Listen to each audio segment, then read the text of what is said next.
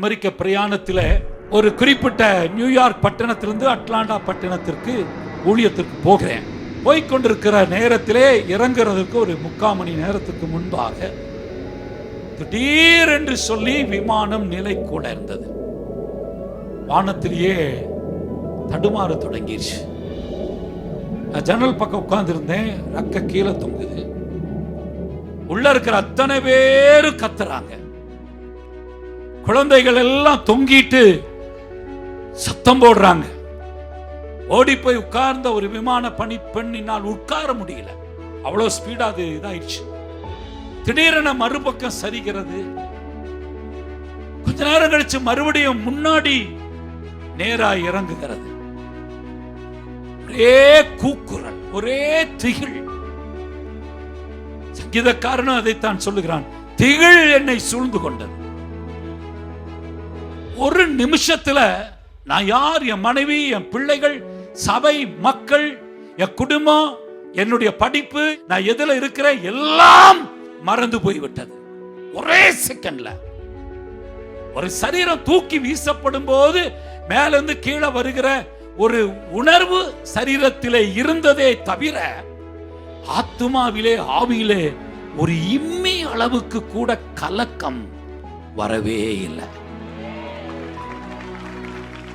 ஒரு வசனத்தை வாசிக்கலாம். என் இருதயம் எனக்குள் வியாகுலப்படுகிறது, மரண திகில் என் மேல் விழுந்தது. ஒரு மரணம் தான். ஏன்னா அந்த இடத்திலிருந்து நம்பிக்கையே கிடையாது. 32 வருஷம் விமானங்களில் போயிருக்கிறேன். எத்தனையோ வகையான டர்புலன்சஸ் நான் ஃபேஸ் பண்ணி இருக்கிறேன். அசைவுகள் எல்லாத்தையும் நான் பார்த்திருக்கிறேன். என்னுடைய வாழ்க்கையில இப்படிப்பட்ட ஒரு நிலைக்குள் வந்ததே இல்லை.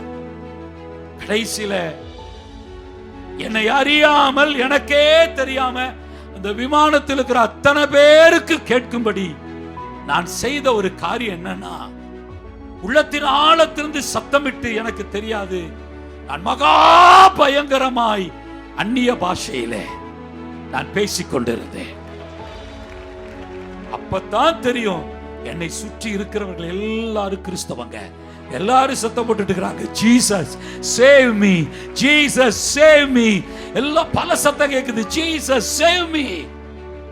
குட்டி குழந்தை கூட கூப்பிடுது, ஜீசஸ். வேற எந்த சத்தமுமே கேட்கல. ஒரே ஒரு நாமம் அந்த விமானத்துக்குள்ள கேட்டுச்சு. அப்புறம் சில நிமிடங்கள் கழித்து அதை ஓட்டுகிற விமானி சொன்னார், we all are saved. ஒன்றும் பயப்பட வேண்டாம். என்னை கேட்கிற கர்த்தருடைய சபையே, உங்களுடைய வாழ்க்கையை பத்திரமா அக்கறைக்கு கொண்டு போகிற தேவன் மாத்திரமல்ல, உங்களுடைய சூழ்நிலைகளின் மேல், வானத்தின் மேல், பூமியின் மேல், சமுத்திரத்தின் மேல் அவர் அதிகாரமுள்ள தேவன் என்கிறதை மறந்து விடாதீர்கள். உங்க விசுவாசத்தை கொஞ்சம் பரீட்சை பண்ணி பாருங்க. திகில் வந்த போது, நெருக்கம் வந்த போது, மனிதர்கள் எதிர்த்த போது, நம்முடைய காரியங்களுக்கு முன்பாக வெட்கத்தோடு நின்ற போது நம்முடைய இருதயம் எப்படி குழம்பினது, தத்தளித்தது, சோர்ந்தது, பலவீனமானது, எவ்வளவு கேள்விகளை கேட்டது, எவ்வளவு பதறினது, எத்தனை காலம் தூக்கம் இல்லாமல் பண்ணினது, எத்தனை காலம் சாப்பிட முடியல, குடும்பத்திலே கணவன் மனைவியோடு பேச முடியல, பிள்ளைகளோடு பேச முடியல. நம்முடைய வாழ்க்கையிலே வருகிற நெருக்கம் ஒரு நாளும் நம் மீது ஆளுகை செய்யவே முடியாது. உங்களை நடத்துகிற கர்த்தர் மிக வல்லமையும் சர்வ வல்லமையுள்ள தேவனாய் இருக்கிறார்.